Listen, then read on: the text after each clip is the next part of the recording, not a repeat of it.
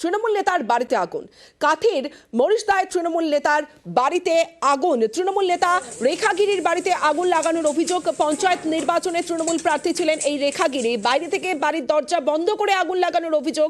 প্রতিবেশীরা উদ্ধার করে পরিবারকে। আগুন লাগার কারণ খুঁজতে তদন্তে মারিশদা থানার পুলিশ।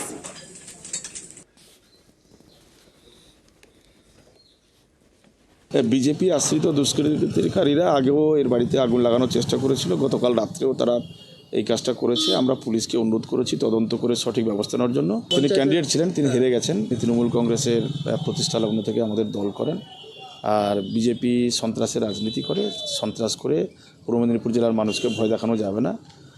ওরা হারবে, এই ভয়ে এই আতঙ্কে আমাদেরকে ভয় দেখানোর চেষ্টা করছে। ভারতীয় জনতা পার্টিতে যে সমস্ত সিপিএমের নেতারা গেছে তারা দেখবেন বামফ্রন্টের 34 বছর শাসনকালে তারাই আমাদেরকে ভয় দেখাতো, ডানপন্থী মানুষদের ঘরবাড়ি পোড়াতো, মাছ লুট করতো। তারা আবার সেই ধরনের ব্যবস্থা তৈরি করার চেষ্টা করছে। একদম বিজেপি দুষ্কৃতিকারীদের দল।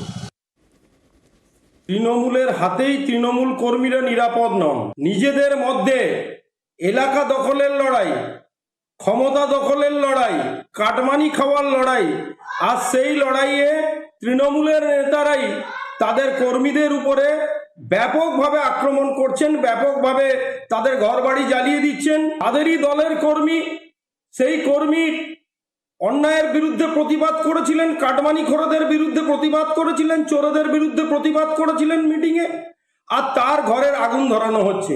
এ সারা বাংলার পরিস্থিতি এই তৈরি হয়েছে। আর সেই পরিস্থিতিকে তাদের নিজেদের দলের ব্যর্থতা ঢাকার জন্য আজকে বিজেপির ঘাড়ে দোষ চাপাচ্ছেন।